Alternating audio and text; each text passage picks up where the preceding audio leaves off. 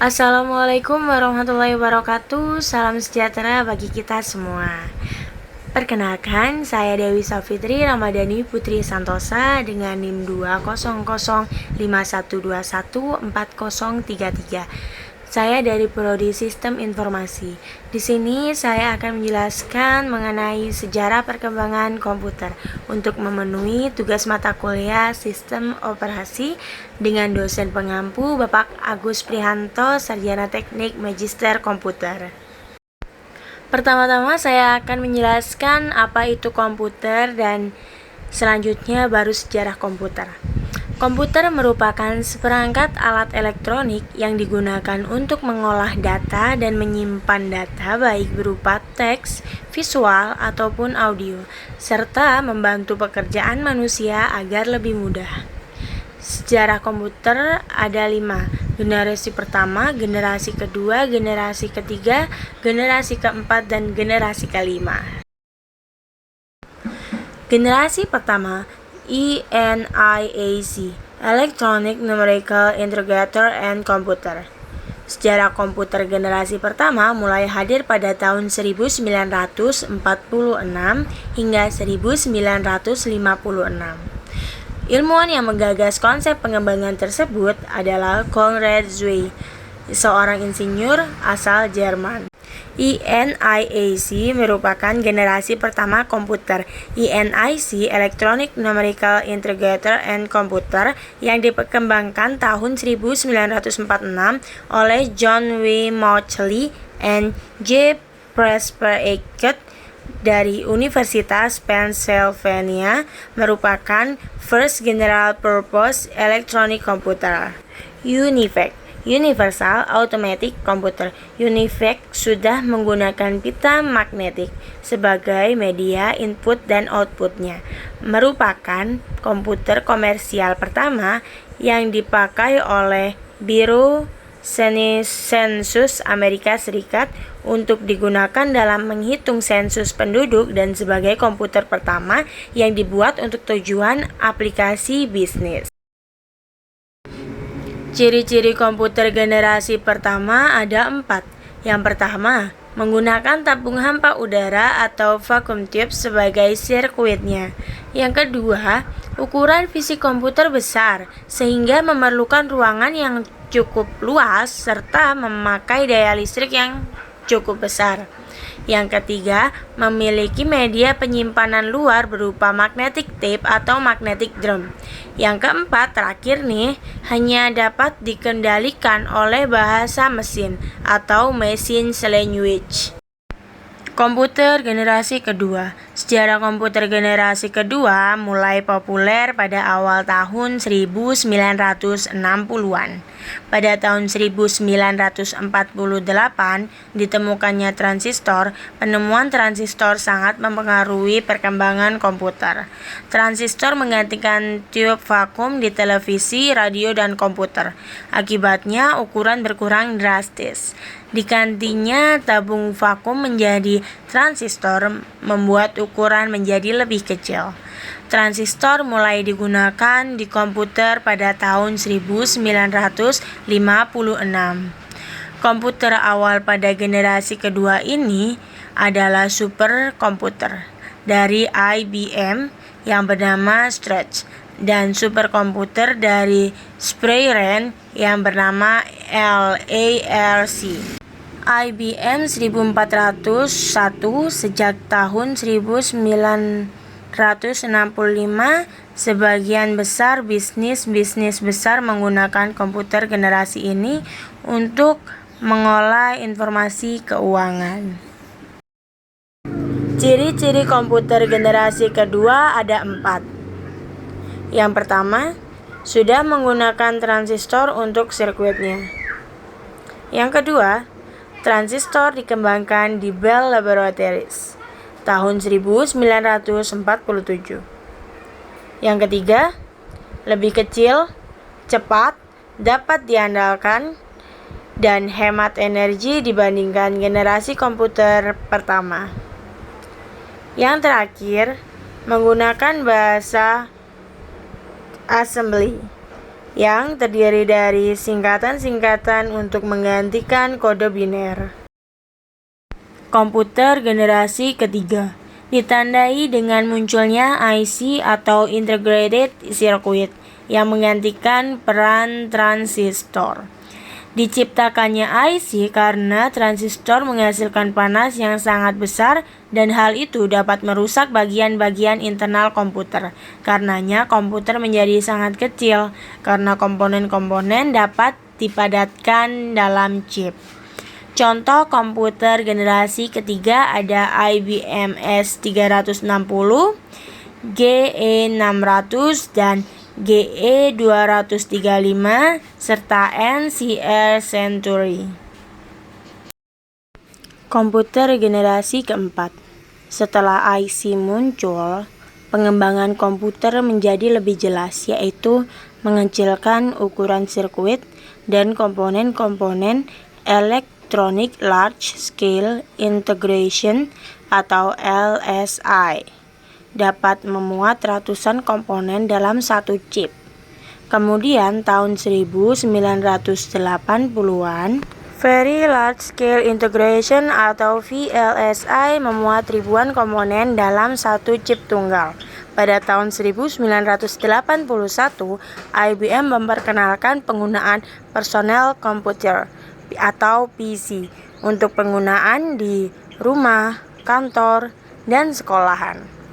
Adapun contoh komputer yang lahir pada generasi keempat yaitu IBM 370, Apple I, Apple II, dan juga Physical Affair. Ciri-ciri komputer generasi keempat ada 3. Yang pertama, mulai dikembangkannya komputer mikro yang menggunakan prosesor dengan general purpose microprocessor yang dikembangkan oleh Intel 8080. Yang kedua, mulai digunakannya LSI, Large Scale Integration, yang merupakan pemadatan beribu-ribu IC atau Integrated Circuit dalam sebuah chip.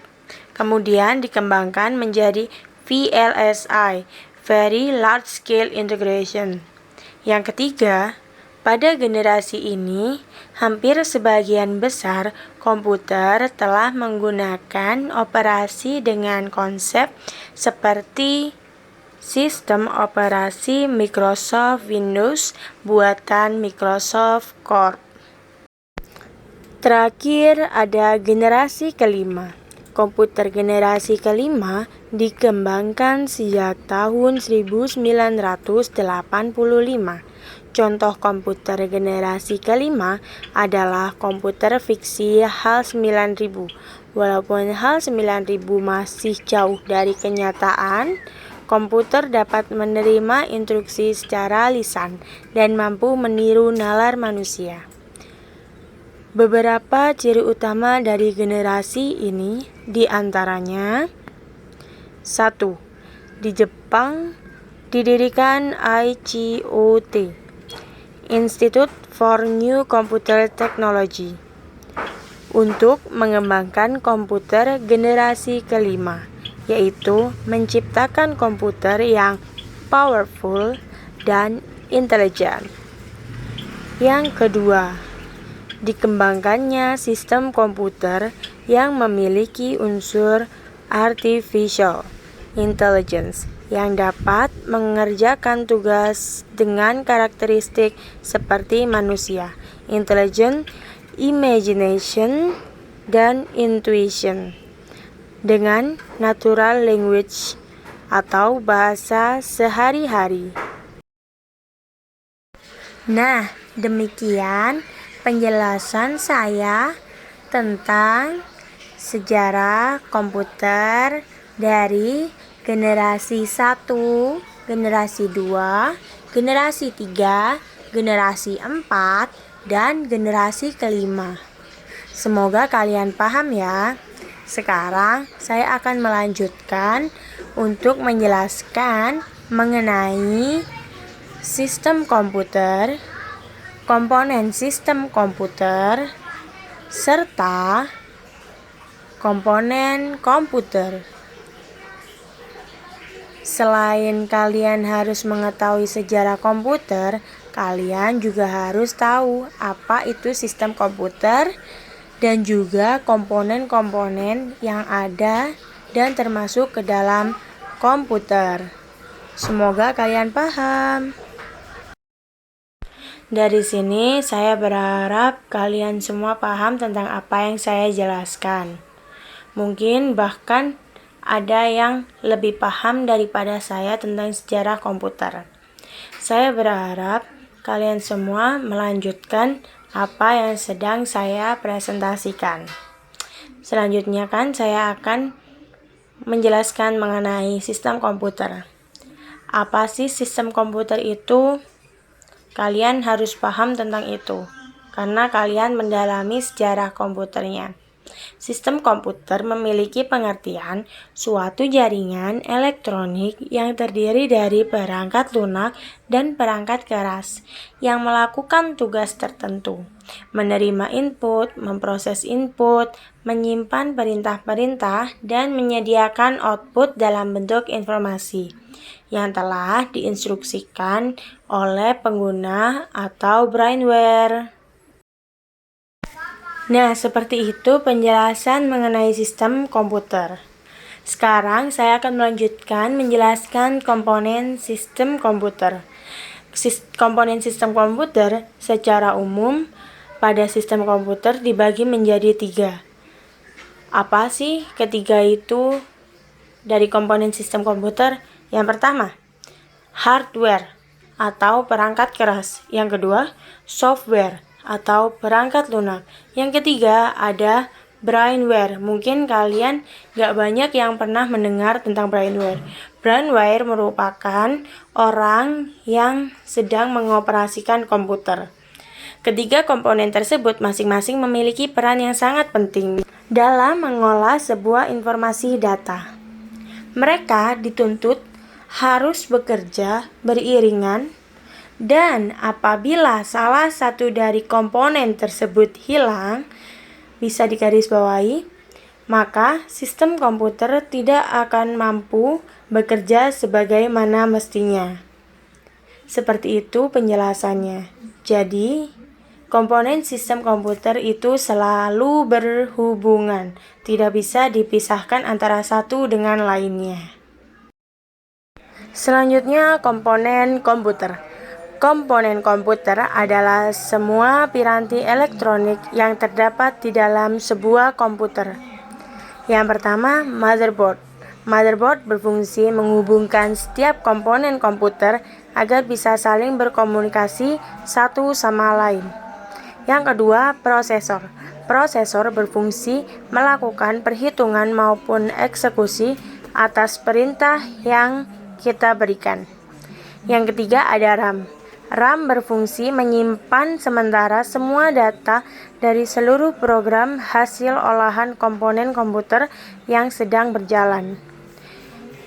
Yang keempat, VGA card, Video Graphics Accelerator, merupakan bagian komputer di dalam CPU yang berperan sangat penting untuk menampilkan output proses ke monitor.